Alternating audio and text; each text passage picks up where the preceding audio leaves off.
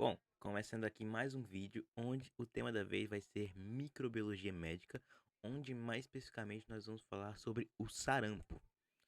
Então, sarampo, eu creio que seja uma doença que muitos já devem ter ouvido falar, porém não conhecem exatamente o que é. Porém, o sarampo, quando a gente nós falamos da parte microbiológica mais especificamente, nós temos que saber que tipo de micro-organismo é esse sarampo e quais as suas classificações. Então, o sarampo nada mais é que é um vírus que é um vírus pertencente à família Paramyxossiridae, que vai ter o seu gênero específico conhecido como morbilivírus. Essa é uma parte onde muita gente se confunde, onde coloca o gênero do sarampo como sendo o nome da família. O pessoal troca, inverte. Em vez de chamar sarampo sendo do gênero morbilivírus, fala que o sarampo é do gênero Paramyxossiridae. Então basicamente é isso. Sarampo, ele é um vírus que, como aqui fala, ele vai ter um RNA de fita única, vai ser pertencente à família Paramyxossiridae e vai ser do gênero Morbillivirus.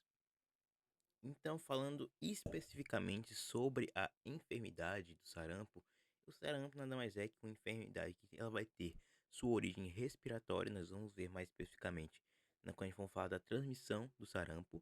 Porém, o que nós temos que saber inicialmente é que vai ser uma infecção que vai ser clássica da infância, ou seja, vai acometer em sua grande maioria crianças.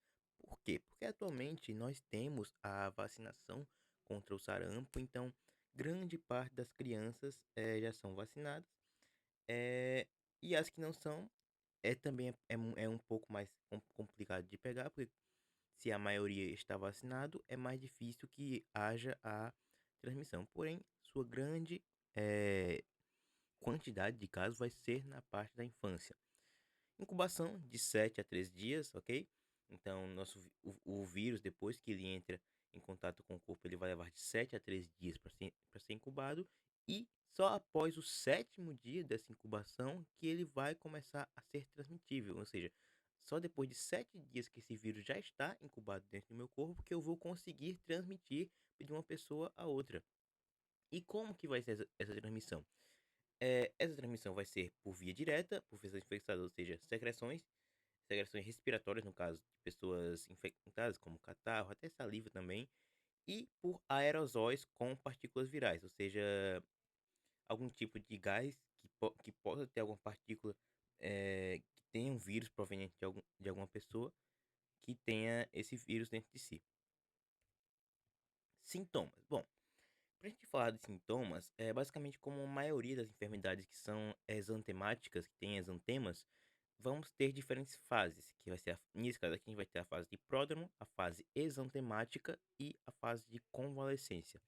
Começando com a fase de pródromo, que pode também ser chamada de fase prodrômica ou catarral, vai ser basicamente a fase mais, digamos que, se chegar sarampo algum paciente com sarampo na vida de vocês, provavelmente vai chegar nessa fase, que é a fase onde vai ter os sintomas gripais, clássicos, como coriza, tosse, vai ter a febre elevada, e vai ter esses dois sintomas aqui que são bem importantes de serem citados, que é uma conjuntivite com fotofobia, ou seja, uma dificuldade de olhar a luz, digamos assim, e a face sarampenta, que é essa face aqui cheia dessas bolinhas vermelhas, que seria justamente a face clássica do sarampo. E nessa mesma fase, na fase de pródromo, cerca de 48 horas após o seu início, vão aparecer manchas de Koplik. O que são manchas de Koplik? Manchas de Koplik são essas bolinhas brancas que têm literalmente essa definição. São grânulos brancos que vão aparecer na parte interior, ou seja, na mucosa das bochechas. Logo após esse aparecimento dessas manchas de Koplik, mais especificamente de 24 a 48 horas depois, nós vamos sair da fase prodrômica e vamos entrar na fase exantema. Fase de exantema, ou também pode ser chamada de fase exantemática ou fase de estado, onde vai ter um aumento nessa febre, beleza? O paciente ele vai ficar mais fraco, mais debilitado e vai aparecer esse sintoma aqui, que vai ser aparentemente de exantema maculopapular morbilliforme crânio caudal. O que seria isso? Vamos lá, palavra por palavra. Exantema é essa lesão essa lesão dermatológica cutânea que fica meio avermelhada. Quando nós falamos de máculo papular, a gente está falando de mácula e de pápula. A mácula, ela vai ser uma lesão plana, beleza? Uma lesão plana que vai ter menos de 1 centímetro de diâmetro.